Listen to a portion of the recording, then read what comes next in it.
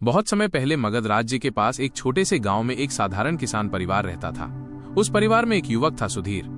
सुधीर का मन बड़ा कोमल था, लेकिन उसमें एक दोष था, वो जल्दी क्रोध में आ जाता था। छोटी सी बात पर उसका मन जलने लगता और उसकी वाणी बाण की तरह दूसरों को घायल कर देती। गांव वाले उससे डरते भी थे और थोड़ा दूर भी रहते। एक दिन गांव के पास ये खबर पहुंची कि भगवान बुद्ध और उनका भिक्षु संघ वहां से गुजरने वाला है और पास ही एक बाग में ठहरेगा।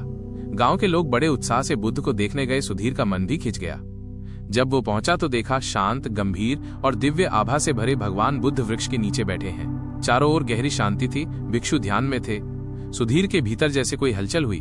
उसने सोचा, ये कैसे हो सकता है कि कोई मनुष्य इतना शांत हो? क्या इन्हें कभी क्रोध नहीं आता? क्या इन्हें कभी अपमान नहीं चुभता? उसी समय सभा में से एक व्यक्ति ने प्रश्न पूछा, भगवान, यदि कोई हमें गाली दे, अपमानित करे तो हम क्या करें? बुद्ध ने बड़ी शांति से उत्तर दिया, यदि कोई तुम्हें कोई वस्तु भेंट करे और तुम उस वस्तु को स्वीकार न करो तो वो वस्तु किसके पास रह जाएगी? उस व्यक्ति ने कहा, भेंट करने वाले के पास। बुद्ध बोले, ठीक वैसे ही यदि कोई तुम्हें अपमान या गाली देता है और तुम उसे स्वीकार नहीं करते तो वो उसके पास ही रह जाता है, तुम्हें उससे कोई स्पर्श नहीं होता। ये सुनते ही सुधीर के भीतर जैसे कोई बिजली कौंधी। वो सोचने लगा, तो क्या मैं अब तक दूसरों के क्रोध और अपमान को अपने भीतर भरता रहा? इसी कारण मेरा मन जलता रहा। उसकी आंखें नम हो गईं। अगले दिन की घटना।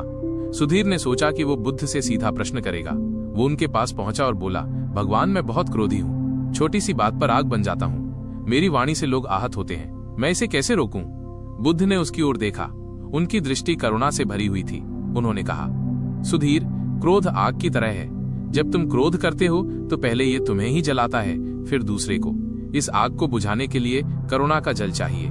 यदि तुम हर व्यक्ति में अपनी समान आत्मा देख सको तो क्रोध पिघल जाएगा। सुधीर बोला, भगवान, क्या आप मुझे कोई उपाय बताएं? बुद्ध ने मुस्कुराकर कहा, ठीक है, आज से तुम एक साधना करो। जब भी क्रोध आए उस व्यक्ति के लिए मौन में ये कामना करना, ये भी सुखी हो, ये भी दुख से मुक्त हो। भले ही ये मन से कहने में कठिन लगे, लेकिन यही तुम्हारा अभ्यास होगा। परीक्षा का दिन। कुछ ही दिनों बाद गांव में एक घटना घटी। खेत की मेड़ को लेकर सुधीर और उसके पड़ोसी का झगड़ा हो गया। पड़ोसी ने अपशब्द कहे और पुराने सुधीर की आदत थी कि वो तुरंत हाथापाई कर बैठता, लेकिन इस बार उसने खुद को रोका। भीतर से उसका मन जल रहा था, लेकिन उसे बुद्ध की बातें याद आईं। उसने मन ही मन कहा, ये भी सुखी हो, ये भी दुख से मुक्त हो। धीरे धीरे उसका क्रोध ठंडा होने लगा। पड़ोसी चिल्लाता रहा, लेकिन सुधीर शांत रहा। गांव वालों ने पहली बार सुधीर का ये रूप देखा। उन्हें आश्चर्य हुआ। रात को वो बुद्ध के पास पहुंचा और रोते हुए बोला, भगवान, आज मैं पहली बार अपने क्रोध को जलने से रोक पाया। मुझे लगा जैसे भीतर से कोई भारी पत्थर हट गया हो।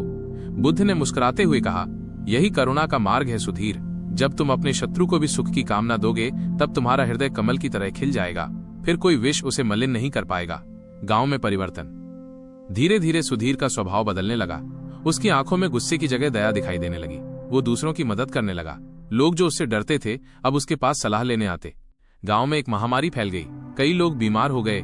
सुधीर दिन रात बीमारों की सेवा में लग गया। उसने किसी से भेदभाव नहीं किया। जो लोग कभी उसे अपमानित करते थे, वो उनके लिए भी दवा और भोजन लेकर पहुंच जाता। गांव वाले कहते, ये सचमुच बुद्ध की कृपा है कि सुधीर बदल गया।